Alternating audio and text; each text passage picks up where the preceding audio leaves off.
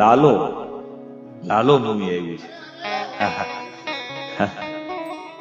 લાલા movie અમે જોવા તો નથી પહોંચ્યા, કથામાં નિરંતર છે, પણ મેં સ્ટોરી સાંભળી છે. એમાં એક કહેવાનો મતલબ હતો કે જે નાનપણથી ભગવાનને બધું ધરતો હોય, એક છોકરો નાનો બાળક, પછી એ બાળક કુસંગ ઉપર જતો રહે, અને કુસંગ ઉપર જતો રહે પછી એ બાળકને બોધ આપવા માટે એક જગ્યાએ ચોરી કરવા જાય, એક રૂમમાં, ને રૂમમાં ફસાઈ જાય. આખો ઇલેક્ટ્રિક રૂમ હોય, ક્યાંથી બહાર નીકળી જ ન શકે, બહાર ચારે બાજુ શોટ લાગતો હોય, અને શોટ લાગતો હોય ની બહાર ન નીકળી શકે. ત્યારે એક બીજા કોઈના રૂપમાં ભગવાન કૃષ્ણ સ્વયં આવે ને એને રોજ વાતો કરતી, આ કર્યું તું ને આમ કર્યું, તારે આમ ન કરે, રોજ બોધ આપે. પછી કહ્યું કે દિવાલ તોડ, ને દિવાલ તોડે ને બહાર નીકળે.